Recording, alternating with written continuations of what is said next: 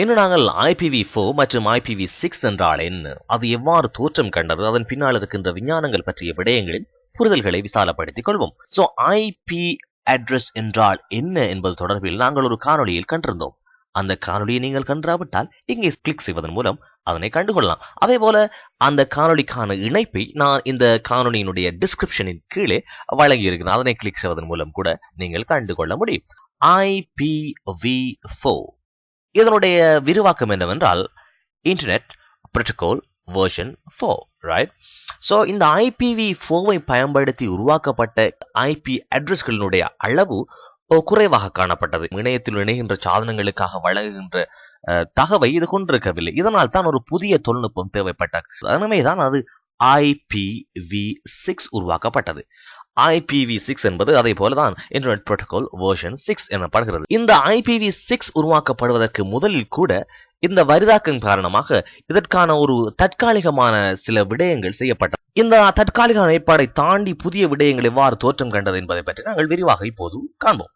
So இது IPv4 மற்றும் இது IPv6 ஆகியவற்றினுடைய விடயங்களை பயன்படுத்தி உருவாக்கப்படுகின்ற ஐபி முகவரிகளுடைய எண்ணிக்கையை தான் இது குறிக்கின்றது.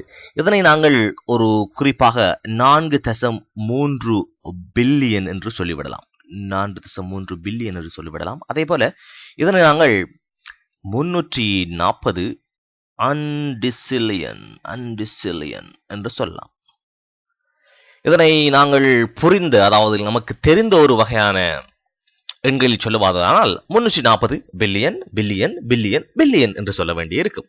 எனவே இந்த வகையான அளவில் IPv4 இவ்வளவுதான் உருவாக்கப்படக்கூடிய வாய்ப்பு இருந்தது. எனவே IPv6 இவ்வாறு உருவாக்கப்படக்கூடிய வாய்ப்பு இருக்கிறது. இது IPv4 காட்டிலும் 7.9 தர 1028 மடங்கு பெரிதாக காணப்படுகிறது. ஐபி அட்ரஸினுடைய அமைப்புகளை பற்றி நாங்கள் இப்போது அறிவோம். நீங்கள் அறிந்தது போன்றே IPv4 என்பது 32 பிட் அடிப்படையில் அமைந்தது என்று நாங்கள் அறிந்திருந்தோம். இந்த ஒவ்வொரு நிலைகளும் ஒரு ஆக்டெட்டை பிரதிநிதித்துவப்படுத்துகிறது. நாங்கள் பிட்ஸ் மற்றும் பைட்ஸ் தொடர்பான விடயங்களில் நாங்கள் இதனை அறிந்து கொண்டோம். இந்த காணொளி நீங்கள் கண்டாவிட்டால் அதுக்கான இணைப்பை கூட நான் டிஸ்கிரிப்ஷனில் வழங்கி இருக்கிறேன். எனவே அதனை கிளிக் செய்வதன் மூலம் அதனை கண்டுகொள்ளலாம். நாங்கள் ஆக்டெட் என்றால் என்ன என்பதை பற்றி நாங்கள் அறிந்து கொண்டோம். ஆக்டெட் என்பது ஒரு பைட் என்பதாக நாங்கள் அறிந்து கொண்டோம். எனவே அநேகமாக ஐபி அட்ரஸ்கள் நாங்கள் இது பயன்படுத்துவோம் என்பதை கூட நாங்கள் அன்று அறிந்திருந்தோம். எனவே அதன்படி இது ஒரு ஆக்டேட்டை அடிப்படையாக கொண்டது. எனவே இது ஒரு ஆக்டேட் என்பது அநேகமாக ஒரு பைட் நாங்கள் என்ன சொல்லுவோம், 8 பிட் என்று சொல்லுவோம் அல்லவா, ரைட்? சோ இது ஒரு ஆக்டேட் என்று சொன்னால் இது 8 பிட். அதே போல இது ஒரு 8 பிட், இது 8 பிட், 8 பிட். இந்த மொத்தமாக இந்த 4 விடயங்களை நாங்கள் கூட்டுகின்ற பொழுது அது என்ன வரும், 32 பிட்டாக வரும்.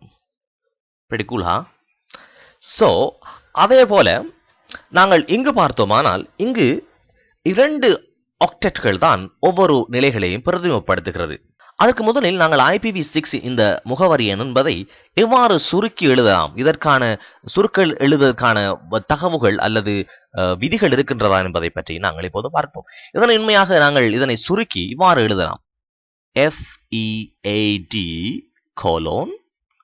5D18 இந்த பூஜ்ஜியங்களாக இருக்கின்ற விடயங்களை நாங்கள் தவிர்த்துக் கொள்ளலாம். இதன்படி இந்த அவ்வளவையும் தவிர்த்து கொண்டு இதற்கு பதிலாக இன்னொரு கோலோனை இடுவதன் மூலம் இந்த பூஜ்ஜியங்களை அகற்றிவிடலாம்.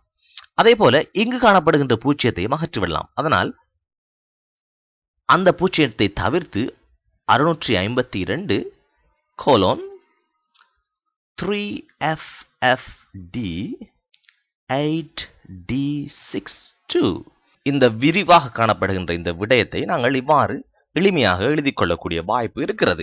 ஆக நாங்கள் 2 ஆக்டேட் என்று அறிந்து கொண்டோம். ஆகவே இது ஒரு 2 ஆக்டேட் என்பதன் காரணமாக இது எப்போதும் 16 பிட்டாக இருக்க போகுது அல்லவா.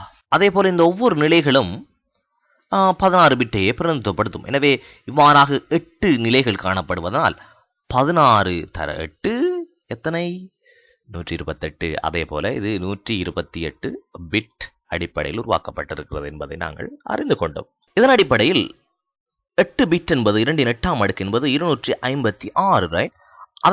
அதன் காரணமாக அதாவது இந்த டொட்டுக்கு முன்னால் இருக்கின்ற இந்த ஒவ்வொரு இலக்கங்களும் 0 255 வரை மட்டும்தான் செல்ல முடியும் என்பதை பற்றியும் நாங்கள் அறிந்தோம். அதே போல இங்கு நாங்கள் 16 பிட் என்று சொல்கிறோம். இதன்படி இங்கு 2 16வது அடுக்கு என்பது 65,536 என்று வருகிறது, ரைட்? சோ இதன்படி நாங்கள் எவ்வாறு சொல்லலாம்? 0 65,535 வரை இந்த இலக்கங்கள் அமையலாம் என்பதை நாங்கள் அவதானிக்கலாம். ஆனால் இங்கு இலக்கங்கள் இல்லையே, எழுத்துக்களும் இருக்கிறது அல்லவா? இலக்கங்கள் போல் எழுத்துக்களும் இருக்கிறது.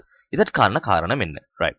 உண்மையில் இங்கு டெசிமலில் அமைந்திருப்பது போல இங்கு நாங்கள் பார்த்தோமானால், அதாவது இங்கு அமைந்துள்ள இலக்கங்கள் என்பவை எல்லாமே ஹெக்ஸா டெசிமலில் அமைந்திருக்கிறது. ஹெக்ஸா டெசிமல் என்றால் என்ன? ரைட்.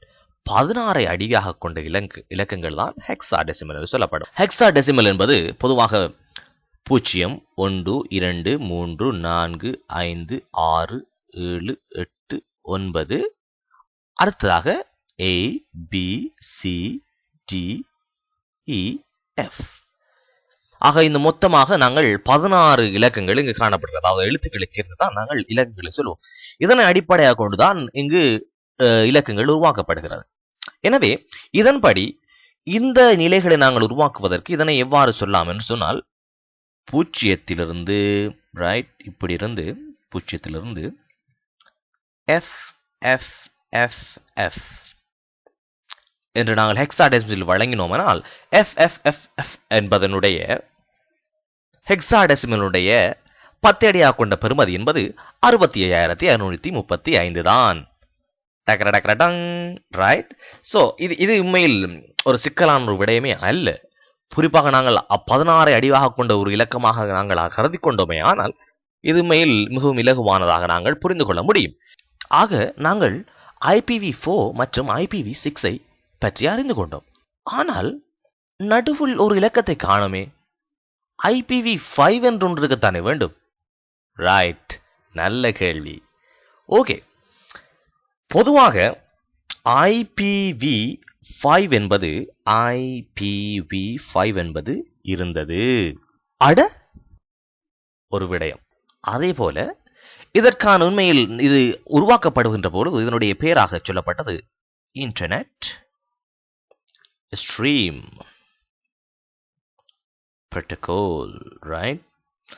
சோ இந்த இன்டர்நெட் ஸ்ட்ரீம் புரோட்டோகால் என்பது உருவாக்கப்பட்ட நிலையில் பின்னர் கைவிடப்பட்டது. உலகத்துக்கு அறிவிக்கப்படாமலே கைவிடப்பட்டுவிட்டது.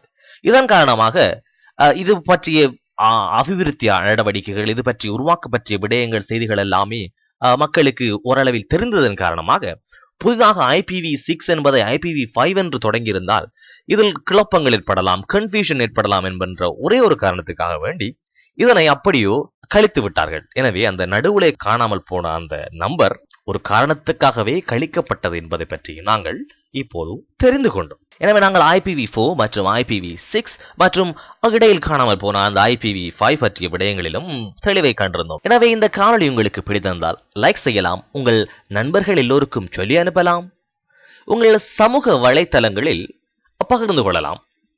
இந்த சேனலை சப்ஸ்கிரைப் செய்வதன் மூலமாக அடுத்த காணொளி பற்றிய விடயங்கள் உங்களுக்கு உடனுக்குடனே அறிவிக்கப்படும். எனவே சப்ஸ்கிரைப் செய்யலாமே. அடுத்த காணொளியில் காணும் வரை நன்றி, வணக்கம்.